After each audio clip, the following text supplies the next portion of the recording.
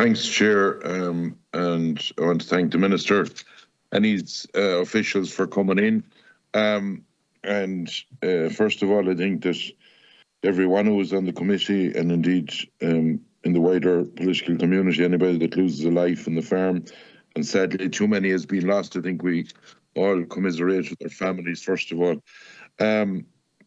And it's good to hear, Minister, that you're, the different things you have outlined. I just have a few questions and I'll throw probably out a few ideas to see what you think of it. In the line of, there was things looked at like, say, hydraulic systems instead of PTO on slurry tankers, and say different ways of trying to make things safer, to be quite honestly, on a farm. In the line of TAMS, what new stuff have you got into TAMS for farmers to basically try and prevent an accident?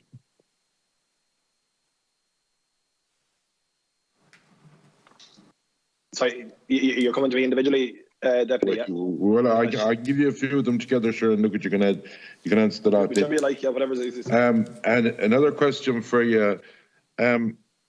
For somebody that'd be, say, any citizen in this country, if they were in the unfortunate situation of being in an accident or for whatever reason, they can get the VRT back in a car.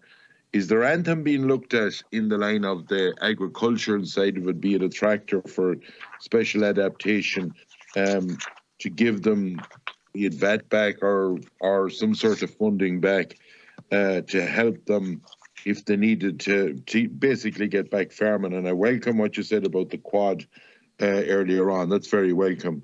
And the other question, and look at, I suppose, bear the grace of God, I'd be one of them myself. Many a time when a cow calves, you take a risk, which you shouldn't do.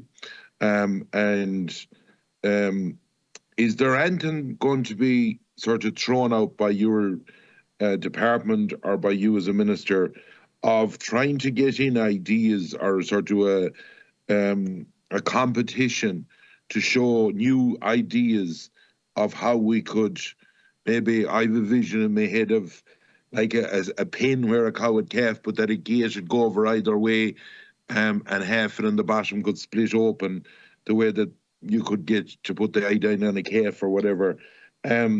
Is there anything like that you're looking at of giving sort of incentives for people to come up with ideas in like a competition, the way that it might, look at, if it saves one life, it would be a great thing. Those are my questions. Thank you very much. Thank you, Deputy. Minister. Thanks very much, Deputy Fitzmaurice, for those points. I suppose if you look at TAMS, every investment in our farm has a farm safety element to it, because in which we're updating our facilities and the conditions that we work in, it is making it much safer. We haven't signed off on decisions on TAMS for the new TAMS yet, so the measures that are being reviewed and proposals around new options are being considered as well internally. So that's something that I'm looking at as well in terms of the new TAMS. What's covered already, like what strikes me when you talk about getting iodine on the calf, and in the same boat myself at home trying to do the same, it will be, calving gates are covered under the TAMS, and we have the replacement of slats, calving gates, other penning and barriers, dehorning, crates, handling units for cattle and sheep, including head scoops, upgrading existing sheds with lights and roller doors, because sometimes a dark corner in a shed is a risk as well. The Farmers Journal ran a competition very similar to the one that you mentioned previously, and I'm always open to ideas, general ideas, because farmers, by their lived experience, have that corporate knowledge that is really important for us. And I'm really struck with that, so I was open to generating new ideas. But in terms of the adaptation element that you talk about for farmers, and what we very seldom what we don't talk about as much necessarily, would be the life-changing injuries. So the headline grabbing figures are the fatalities, of course, because of the huge impactful nature of it.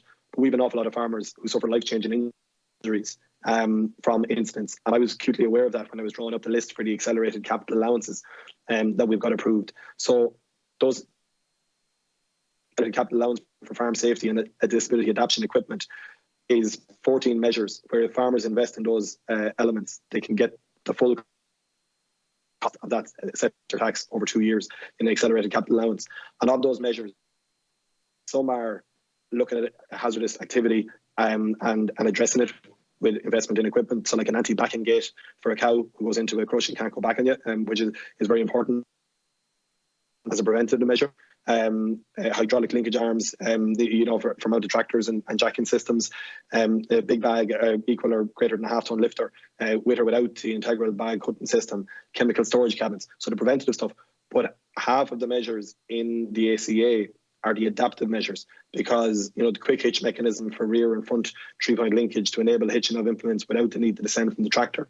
We have farmers, unfortunately, who lose limbs as a result of a farm safety incident. And from an income perspective, but also a mental health perspective, they need, when they recover from their injuries, they need to be able to get back to work.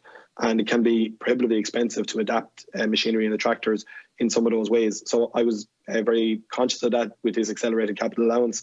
So, things like modified controls to enable a full hand operation of a farm vehicle where somebody's lost a foot or a leg, a wheelchair docking system, the provision of a lift or a hoist or integrated ramp to the farm vehicle, including modified entry where required, wheelchair restraints. These are all really important elements, additional steps to farm vehicles to provide easier access.